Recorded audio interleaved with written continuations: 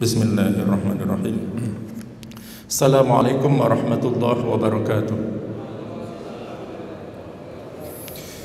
Innal hamdalillah nahmaduhu wa nasta'inuhu wa nastaghfiruh wa na'udzu billahi min shururi anfusina wa min sayyiati a'malina. May yahdihillahu fala mudilla lahu wa may yudlil fala hadiya lahu.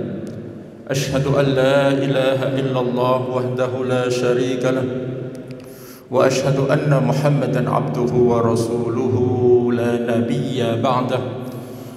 Allahumma salli wa sallim ala sayyidina Muhammadin wa ala alihi wa ashabihi ajma'in. Qala Allah ta'ala bil Qur'anil Karim, a'udzu billahi minasy syaithanir rajim. Bismillahirrahmanirrahim.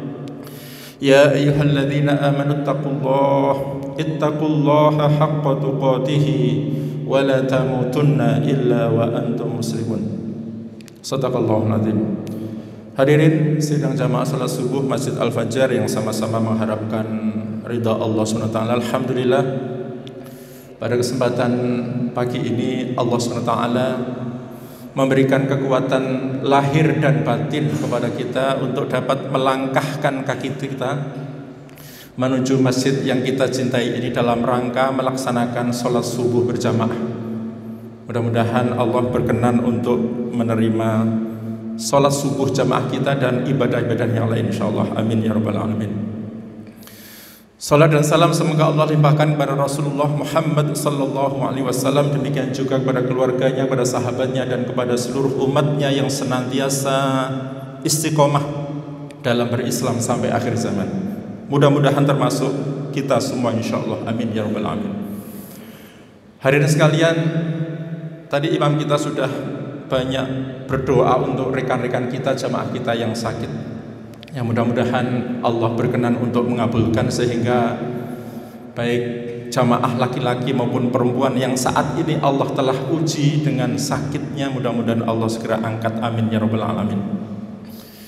Di awal-awal wabah Covid ini, ya, ketika wabahnya baru mencapai di bawah 5.000, rasanya saya kok kurang yakin apa benar ada. Kemudian lambat laun ternyata ada rekan saya yang meninggal karena Covid, guru SMK 1 ini. Kemudian ada rekan kerja kita yang sakit. Dan sekarang ini ada jamaah kita yang sakit. Dan juga mohon doanya, ternyata ada keponakan saya beserta istri dan anaknya saat ini sedang dirawat di rumah sakit Duren Sawit karena Covid juga. Mudah-mudahan Allah semuanya Allah angkat, segera berikan kesembuhan. Amin ya rabbal alamin.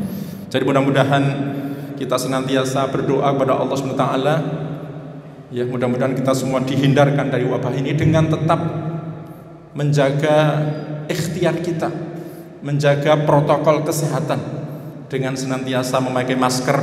Saya nggak pakai masker karena lagi ngomong, Pak, ya. Kemudian menjaga jarak dan juga senantiasa mencuci tangan. Itulah pesan yang disampaikan oleh para pemimpin kita, termasuk di DKM ini.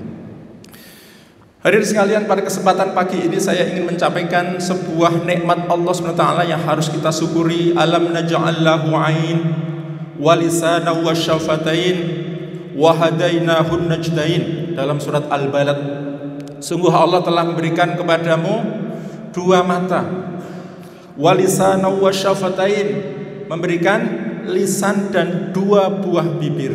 Nah, ini ada tiga nikmat, ya, dua mata, kemudian lisan dan dua buah bibir. Saat ini saya ingin kita sama-sama membahas terkait dengan nikmat Allah, yaitu lisan. Lisan kita ini satu hal yang harus kita yakini, Bapak Ibu sekalian. Ketika Allah SWT berfirman dalam surat Qaf ayat 18, ma yalfidhu min qaulin illa ladaihi raqibun atid. Dan tidak ada ucapan yang keluar dari lisan manusia kecuali ada malaikat yang hadir untuk mengawasi. Jadi satu hal keyakinan kita, Bapak Ibu, seluruh ucapan kita ini dicatat, direkam oleh malaikat. Bahkan saya punya sebuah ilustrasi, ya, Bapak Ibu sekalian. Tahun 2008 itu kantor saya itu digeledah oleh KPK.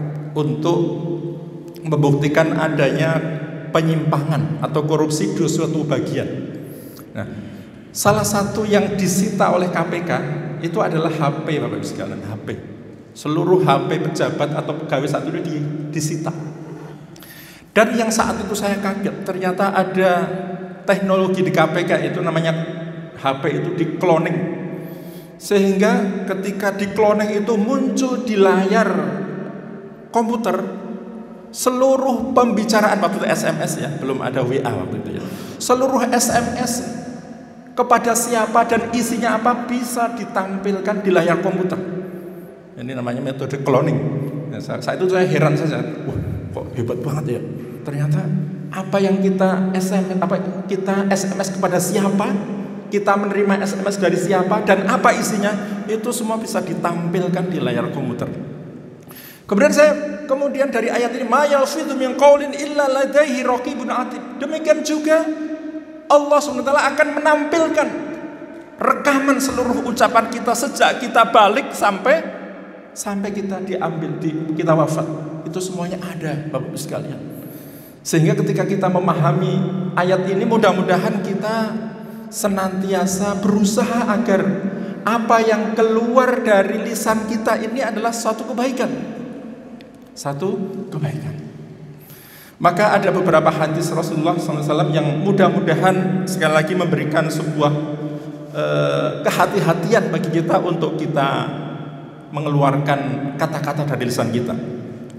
Pertama, sebuah hadis yang diriwayatkan oleh Abu Dawud dan Tirmidzi, al jannatu mustaqatun ila arba'atin nafar. Surga itu merindukan kepada 4 golongan. Luar biasa. Jadi surga, kita semua Bapak Ibu sekalian pasti merindukan untuk dapat masuk surga. Pasti. Tetapi surga terasa merindukan 4 golongan karena apa? Karena amal solehnya. Golongan yang pertama adalah talil Quran, yaitu orang yang senantiasa membaca Al-Quran. InsyaAllah ini masih berkaitan dengan lisan, Bapak sekalian.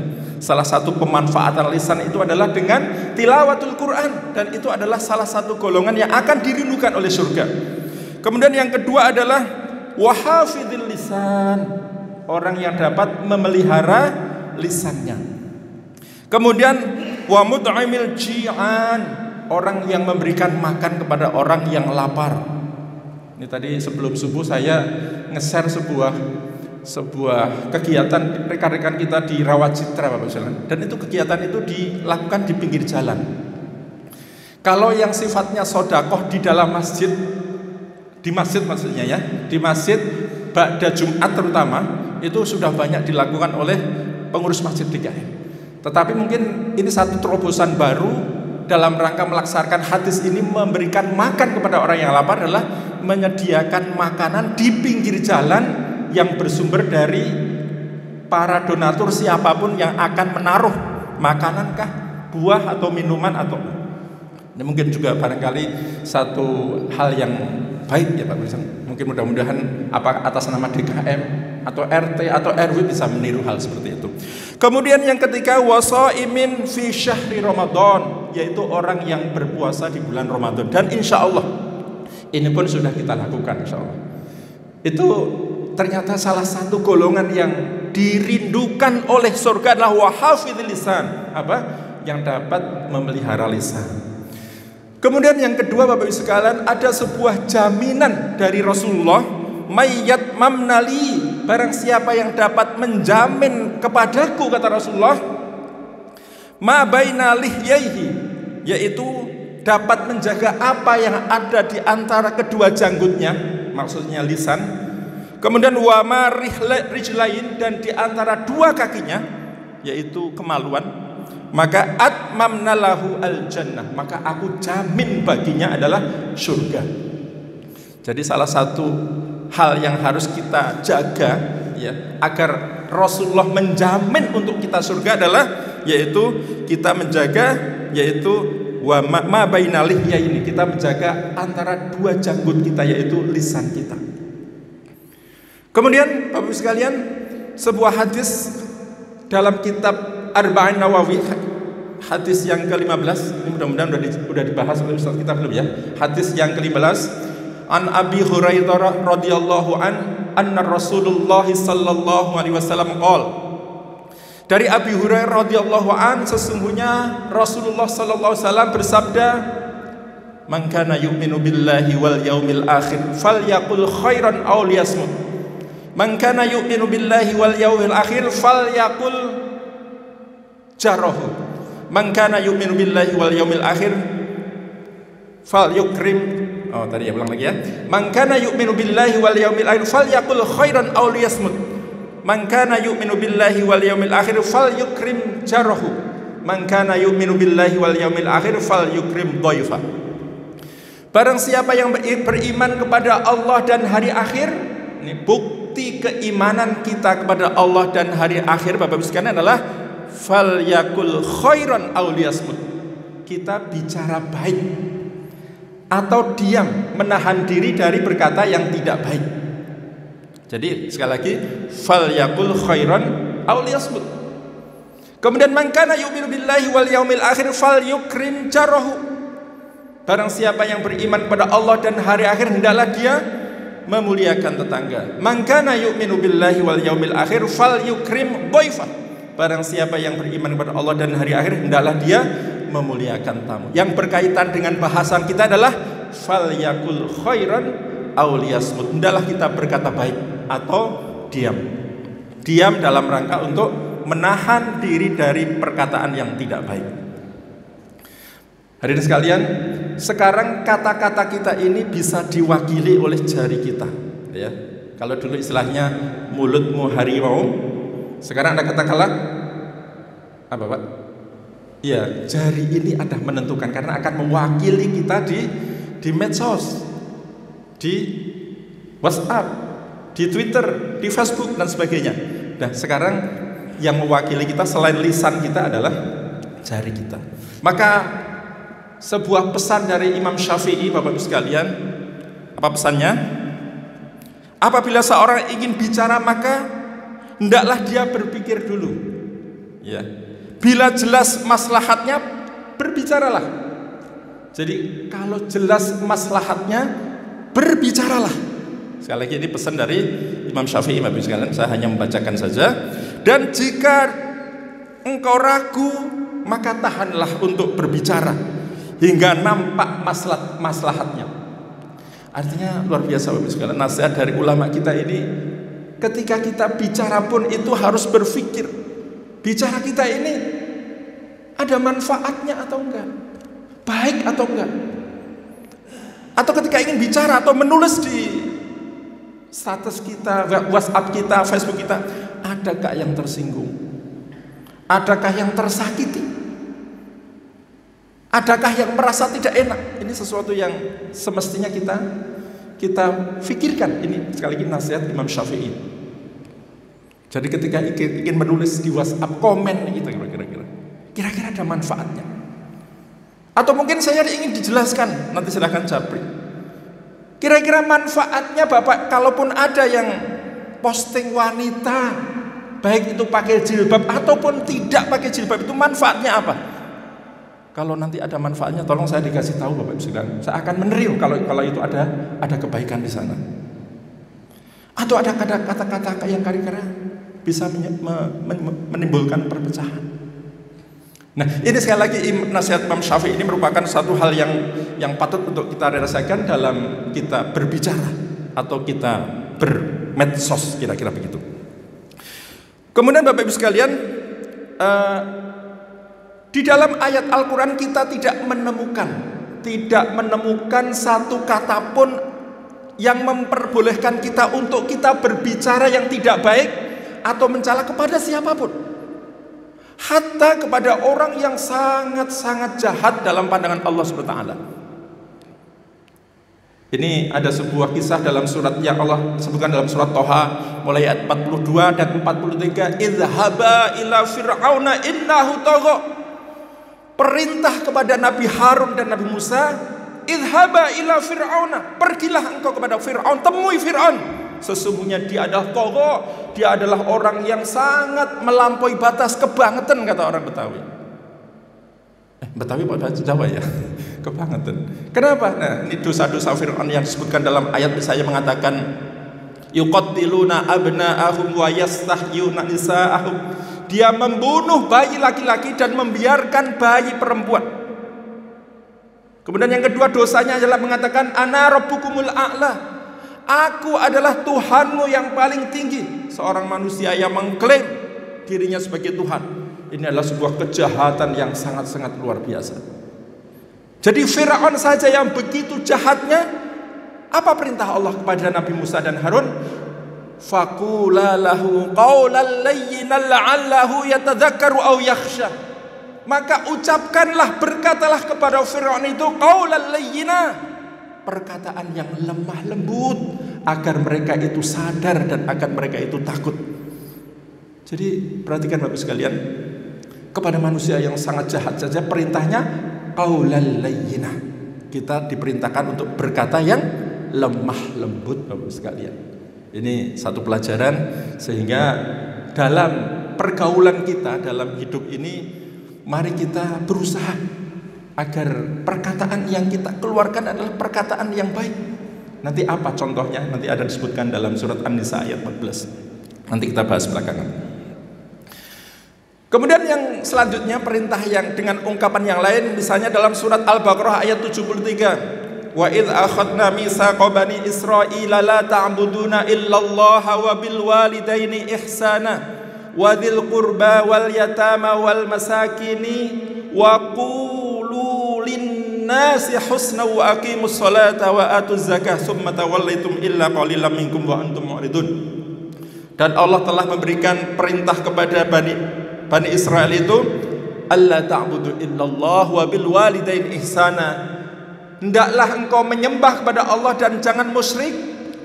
Kemudian hendaklah kalian berbuat baik kepada kedua orang tua, kepada kerabat, kepada yatim dan miskin. Kemudian wa qulu linnasi husna, dan berkatalah manusia, bertuturlah kepada manusia dengan perkataan yang baik.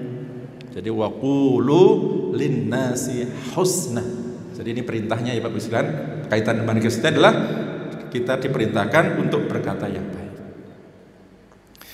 Kemudian kepada kedua orang tua, wa qada rabbuka alla ta'budu illa huwa bil walidaini ihsana imma yablughanna 'indakal kibara ahaduma aw kilahuma fala taqul lahumā uffin wala tanharhuma wa qul lahumā qawlan karima. Ini masih berkaitan dengan perkataan Bapak sekalian, dan ini konteksnya kepada kedua orang tua. Wa qada rabbuka alla ta'budu illa iyyahu wa bil walidaini ihsana. Perintahnya sama tadi, agar kita menyembah kepada Allah dan jangan musyrik, dan hendaklah kita wabil walidaini ihsana, berbuat baik kepada kedua orang tua. Kalau kedua orang tua atau salah satunya sudah lanjut dan dalam pemeliharaanmu, jadi konteksnya orang tua kita sudah lanjut, baik salah satu atau keduanya, maka perintahnya adalah faqul lahuma wala taqul lahuma uffin. Janganlah engkau berkata uff, jangan engkau berkata ah. Jadi fala taqul lahuma itu mewakili apapun yang bisa menyakiti orang tua itu harus kita hindarkan. Kemudian apalagi wala tanharhuma, jangan engkau membentak. Na'udzubillah Bapak sekalian, ini jangankan membentak. Kalau kita lihat kisah yang kita baca di mass media, ada orang anak yang baru-baru ini saja, anak yang membunuh orang tuanya. Na'udzubillah. Kemudian terakhir Bapak sekalian ditutur wa qul lahumā qawlan karima, dan ucapkanlah kepada keduanya qawlan karima, perkataan yang baik. Ini terjemahannya hampir sama ya, dengan walaupun redaksinya beda. Tadi ada wa qulu linnas, sekarang qaulan karima, perkataan yang baik. Kemudian perintah Allah lain, dan ini alhamdulillah sering kita dengar dari imam kita, ya ayyuhalladzina amanu taqullaha wa qulu qaulan sadida yuslih lakum a'malakum wa yaghfir lakum dzunubakum wa may yuti'illaha wa rasulahu faqad faza fawzan 'azima. Ya ayyuhalladzina amanu taqullaha, hai orang-orang yang beriman, bertakwalah kepada Allah. Wa qulu qaulan sadida, dan hendaklah berkata, kalian berkata yang benar. Yuslih lakum a'malakum, niscaya Allah akan memperbaiki kamu. Wa yaghfir lakum dzunubakum, dan Allah akan mengampuni dosa-dosamu. Wa may yuti'illaha wa rasulahu, dan barang siapa yang taat pada Allah dan Rasulnya, faqad faza fauzan 'azima, maka dia sungguh akan memperoleh keberuntungan yang besar.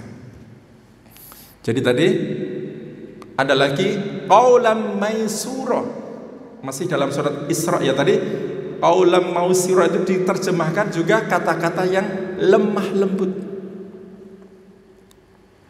Atau kepada orang munafik pun Allah juga merintah kita, ulaikal ladzina ya'lamullahu ma fi qulubihim fa'rid anhum wa'idhum wa qul lahum fi anfusihim qaulan baligha. Ini perintahnya kepada orang munafik. Merekalah orang-orang yang Allah telah mengetahui apa yang ada dalam hati mereka. Fa'rid anhum, maka hendaklah engkau berpaling dari mereka. Wa'idhum, dan hendaklah engkau menasihati mereka. Wa qul lahum fi anfusihim qaulan baligha, dan hendaklah engkau ucapkan mereka dengan perkataan, ya, qaulan baligha diterjemahkan perkataan yang membekas dalam jiwanya. Jadi untuk orang munafik saja Bapak Ibu sekalian, perintah Allah lah wa qul lahum fi anfusihim qaulan baligha, agar mengucapkan perkataan yang membekas dalam jiwanya. Nah, inilah Bapak Ibu sekalian beberapa redaksi dalam Al-Quran. Tadi saya ulang lagi ya, ada wa qulu linnasi husnan qaulan ma'rufa. Qaulan ma'rufa redaksinya dalam surat An-Nisa ayat 5. Kemudian qaulan baligha di surat An-Nisa ayat 63. Kemudian qaulan karima, ya, kepada orang tua tadi ya, dalam Isra ayat 23. Qaulan maisura dalam surat Al-Isra ayat 28. Kemudian qaulan sadida di dalam surat Al-Ahzab ayat 70, dan qaulal layyina, yaitu surat Toha ayat 43. Inilah luar biasa musliman, redaksi perintah untuk berkata baik dalam Al-Quran. Ya, semuanya tidak ada satu pun yang membenarkan kita untuk tidak bicara yang baik, apalagi sampai mencaci, apalagi sampai mencela, apalagi sampai melaknat. Sampai dikatakan laisal mu'min bita'an, bukan seorang yang beriman kalau dia suka mencaci. Wala la'an, bukan orang yang beriman kalau dia suka melaknat. Wala fahishin, bukan orang yang beriman kalau dia senantiasa berkata yang keji. Wala badhi'in, dan bukan orang yang beriman kalau dia berkata jorok. Nah, hadis Rasulullah SAW. Sehingga Bapak sekalian, sekali lagi dari ayat dan hadis ini mudah-mudahan kita diingatkan. Perlu saya sampaikan bahwa ini adalah nasihat untuk diri saya Bapak sekalian. Ya, kalau ada kebaikan dari apa yang sampaikan itu silahkan Bapak, silahkan kita semua berusaha untuk ambil dan kita laksanakan bersama-sama. Sehingga suatu saat ketika Bapak Ibu melihat kok saya tidak sesuai dengan apa yang saya sampaikan ini, tolong untuk diingatkan. Tolong untuk diingatkan sebagai bagian dari tawasubillah, tawasubisul. Kemudian apa salah satu pemanfaatan lisan kita ini, dan ini merupakan nasihat dari Allah SWT, taujih robbani dari Allah SWT dalam surat An-Nisa ayat 114, la khaira fi katsirin minhum, la khaira fi katsirin min najwa illa man amara bi shadaqatin au ma'rufin au islahin bainan nas wa may yaf'al dzalika btigha'a mardatillahi fasawfa nutihi ajran 'azima. Ada 3 pemanfaatan lisan kita Bapak sekalian yang disampaikan dalam ini.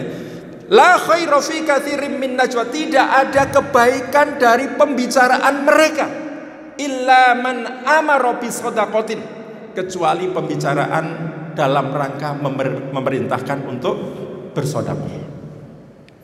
Jadi kalau kita memerintahkan, yang saya contohkan tadi Bapak sekalian, yang saya share tadi, itu contoh rekan kita di nawacitra tadi dengan membuat sebuah tulisan di meja tempat menaruh sedekah itu, bagi yang ingin bersedekah silahkan naruh makanan di meja, dan barang siapa yang membutuhkan silahkan ambil selama persediaan masih ada. Ini contoh saja.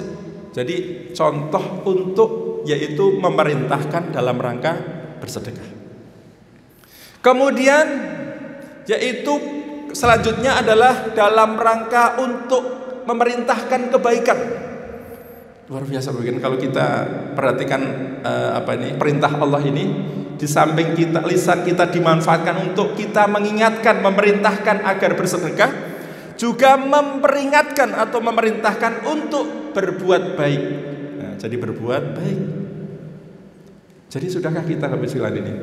Ketika kita bertemu dengan rekan kita misalnya, atau misalnya satpam lah, kita kan sering gitu kita masjid itu kan pasti lewat satpam ya Pak ya, satpam. Apa yang kita ucapkan ketika kita bertemu dengan satpam? Wah, nggak sempat Pak karena buru-buru udah komat misalnya. Ucapkan ayo sholat. Kata-kata dua kata, ayo sholat. Dia tak mau atau dia itu bukan urusan kita. Tetapi sesungguhnya kita apa? Sudah melaksanakan perintah Allah dalam surat An-Nisa ayat 114 ini. Kita mengajak kebaikan kepada tetangga, bukan urusan kita dia mau atau tidak. Urusannya adalah kita melaksanakan perintah Allah SWT. Kita mengajak kepada rekan kita di kantor untuk sama-sama taklim atau sama-sama sholat misalnya, atau sama-sama menjaga integritas, itu adalah bagian dari amar ma'ruf, perintah Allah SWT. Maka terus kita pikirkan, kira-kira produksi kata-kata apa yang kita keluarkan kepada entah tetangga kita, rekan kita, satpam kita, atau keluarga kita, yang itu dalam rangka untuk memerintahkan kebaikan, tentu sesuai dengan sikon masing-masing, situasi kondisi masing-masing. Kemudian perintah yang ketiga dalam An-Nisa ayat 14 itu adalah bagaimana lisan kita ini kita manfaatkan untuk dalam rangka mendamaikan antara manusia, tentu saja yang berselisih, au islahin. Itulah Bapak sekalian terkait dengan memerintah kebenaran. Ada sebuah hadis barangkali yang mudah-mudahan memberikan motivasi kita. Man sanna sunnatan hasanatan falahu ajruha wa ajru man amila biha. Barang siapa yang memulai kebaikan, mengajak kebaikan dalam Islam, maka falahu ajruha, maka baginya pahala karena dia melakukan kebaikan itu, wa ajru man amila biha, dan pahala orang-orang yang melaksanakannya. Jadi kita mengajak, contoh misalnya kita melakukan taklim, kita hadir taklim di subuh ini misalnya, kita hadir, maka kita mendapatkan pahala karena kita hadir di majelis taklim ini. Kemudian wa ajru man amila biha, dan pahala orang-orang yang mengikuti kita. Oh ternyata Bapak Ibu taklim tidak sendirian, bisa ngajak tetangga atau ngajak siapapun. Misalnya yang diajak 10 Bapak Ibu sekalian, kalau misalnya secara matematis masing-masing 10 itu mendapatkan pahala 1000, maka kalau 10 kan jadi semuanya totalnya berapa? 10.000. Pahala 10.000 dari 10 orang itu juga akan diberikan oleh Allah kepada orang yang mengajak. Jadi kalau gitu, tertarik atau tidak tertarik Bapak Ibu sekalian melaksanakan perintah Allah dalam rangka untuk mengajak kebaikan. Bayangkan misalnya kadang-kadang saya ingin memberikan kesempatan ya, ketika saya jadwal begini, saya kadang-kadang menawarkan kepada salah seorang di antara kita, saya diwakili, kesempatan Anda untuk bisa menyampaikan kebaikan. Kalau kebaikan itu diikuti, akan pahalanya orang yang begitu akan untuk kita ya. Tapi kadang-kadang juga, wah saya belum waktunya ini, waduh ini kata-kata penolakan itu saya kasih komentar, waduh sungguh bahagia sekali itu. Siapa bahagia? Setan bahagia kata kalau kita menahan diri untuk menyampaikan kebaikan pada orang. Wah ini luar biasa ini. Makanya Bapak Ibu sekalian, kesempatan apakah secara umum seperti ini atau secara pribadi-pribadi kita sampaikan kebaikan, itu adalah bagian dari perintah Allah dalam surat An-Nisa ayat 14. Kemudian hadis lain, man dalla ala khairin falahu mislu ajri fa'ilihi. Barang siapa yang menunjukkan kepada kebaikan, baginya pahala seperti pahala orang yang melaksanakannya. Itulah salah satu pemanfaatan lisan kita, yaitu kita menyuruh orang untuk bersedekah, menyuruh orang untuk berbuat baik, dan menyuruh orang dalam rangka untuk mendamaikan sama manusia. Atau bukan menyuruh orang ya, kita dalam rangka mendamaikan sesama manusia. Kemudian yang kedua, Bapak Ibu sekalian, sebuah pesan dari Allah SWT, dan lagi-lagi ini sering kita dengar dari imam kita, qad aflahal mu'minun alladzina hum fi salatihim khashi'un walladzina hum 'anil lagwi mu'ridun. Sungguh beruntung orang-orang yang beriman, yaitu orang yang khusyuk dalam sholatnya, walladzina hum fil lagwi mu'ridun, dan orang yang menjauhi dari hal-hal yang sia-sia. Hal yang sia-sia itu bisa perkataan atau bisa perbuatan. Jadi Bapak Ibu sekalian, ya, sekali lagi pesan Imam Syafi'i tadi sesuatu yang mari kita sama-sama pahami dan kita berusaha untuk laksanakan. Sehingga Bapak Ibu sekalian, kalau pesan Imam Syafi'i ini sudah kita aplikasi, maka insya Allah apapun yang keluar dari lisan kita semua adalah kebaikan. Kemudian selanjutnya Bapak Ibu sekalian, pemanfaatan lisan kita adalah dalam rangka ya ayuhan nas afsus salam. Wahai manusia, sebarkan salam, wasilul arham, dan sambunglah silaturahim. Kemudian wa mut'imut ta'am, dan berilah makan. Udah ya. Dan berilah makan kepada orang yang lapar. Wa mut'imut ta'am, dan berilah makanan. Wa sallu bil laili wan nasi niyam tadkhul jannati bisalam. Ini perintahnya ada 4 ya. Tapi yang berkaitan dengan lisan, afsus salam. Wahai manusia, sebarkan salam, kemudian sambung silaturahim, kemudian beri makanan, kemudian sholat malamlah ketika manusia tidur. Tadkhul jannata bisalam, maka engkau akan masuk surga dengan selamat.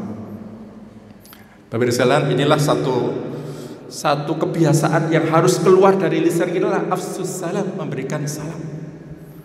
Mungkin saat hari ada yang hanya dengan selamat pagi, ada yang sugeng enjang misalnya. Bahkan akhir-akhir ini ada kata-kata yang disampaikan oleh ketua BPIP itu apa namanya Pak? Salam Pancasila katanya. Ya, semua itu adalah rekayasa manusia. Tetapi perintahnya dalam Al-Qur'an maupun hadis Rasulullah, assalamualaikum. Jadi suatu kata untuk menyapa yang menyambung, yang mengandung doa assalamualaikum warahmatullahi wabarakatuh. Keselamatan, rahmat dan keberkahan semoga diberikan untukmu. Jadi mudah-mudahan ini sesuatu yang kita senantiasa praktekkan ya Pak. Kadang-kadang kita menuju masjid ini, mungkin yang naik motor melewati orang yang jalan. Pernah Pak seperti itu? Sering.